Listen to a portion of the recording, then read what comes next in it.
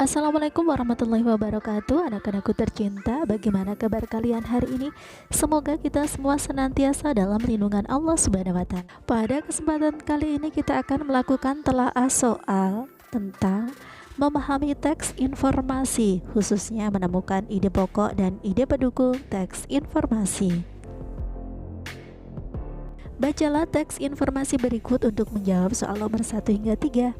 Paragraf pertama, selamatkan Laut Indonesia.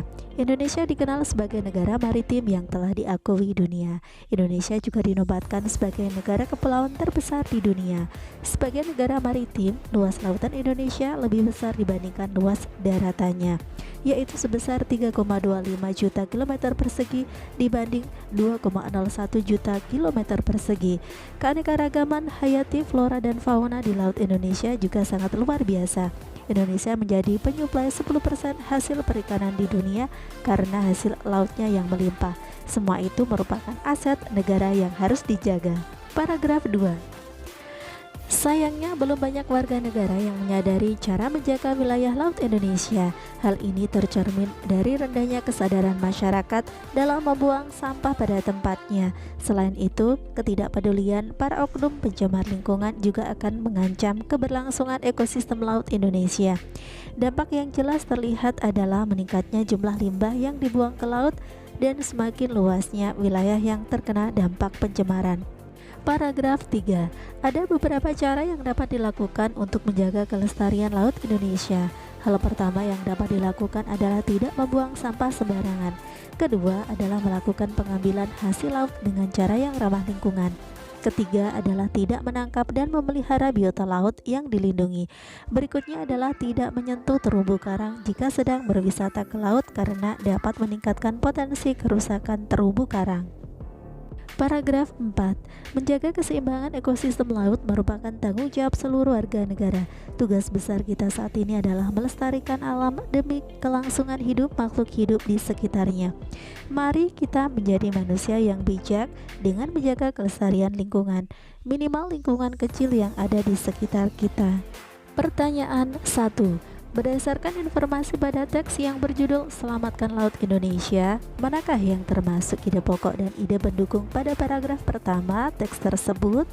Berilah tanda centang pada setiap pernyataan yang tepat. Jawaban lebih dari satu. Pembahasannya adalah jawaban yang benar. Ide pokoknya adalah Indonesia dikenal sebagai negara maritim. Pernyataan 2 salah karena merupakan ide pokok pada paragraf kedua teks bacaan. Pernyataan ketiga benar karena merupakan ide pendukung pada paragraf pertama dari teks bacaan. Sedangkan paragraf keempat salah karena merupakan ide pokok pada paragraf keempat teks bacaan. Pertanyaan kedua.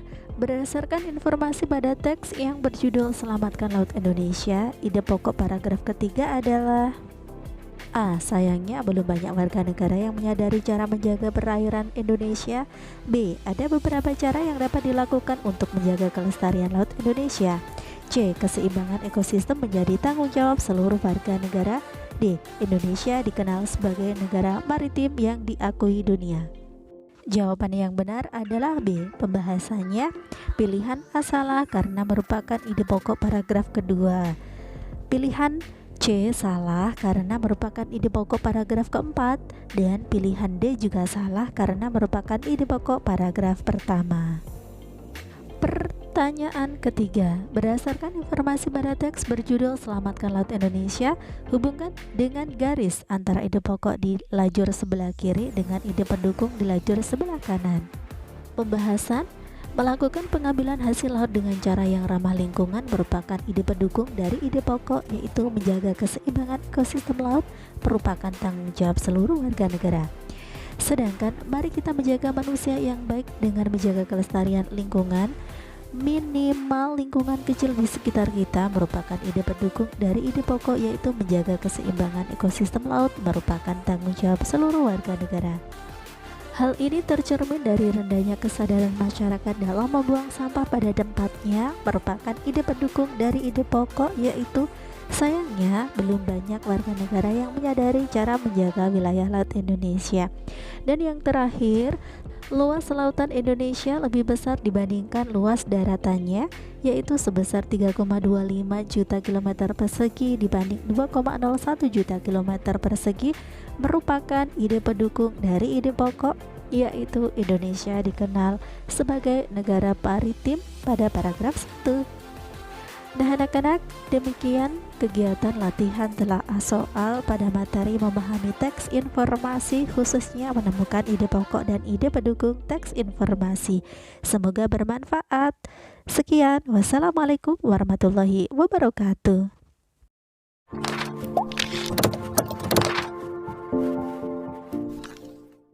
Assalamualaikum warahmatullahi wabarakatuh. Anak-anakku tercinta, bagaimana kabar kalian hari ini? Semoga kita semua senantiasa dalam lindungan Allah Subhanahu wa Ta'ala. Pada kesempatan kali ini kita akan belajar terkait membaca teks informasi. Yang pertama terkait bagaimana menemukan ide pokok dan ide pendukung teks informasi. Nah anak-anak, ketika kamu membaca sebuah teks bacaan, di dalamnya terdapat paragraf-paragraf. Teks bacaan tersebut merupakan sebuah karangan. Karangan adalah ungkapan atau gagasan pikiran dan perasaan pengarang yang disajikan dalam suatu kesatuan tema yang utuh. Kamu akan dapat memahami seluruh isi bacaan dengan memahami informasi dalam setiap paragrafnya. Dalam setiap paragraf terdapat ide pokok dan ide pendukung. Ide pokok disebut juga gagasan utama atau pokok pikiran. Ide pokok merupakan gagasan yang terdapat di dalam kalimat utama. Kalimat utama tidak sama dengan kalimat pertama. Kalimat utama merupakan kalimat yang bersifat umum dan mengandung inti atau pokok pembahasan dari suatu paragraf. Kalimat utama biasanya diperjelas oleh kalimat pendukung.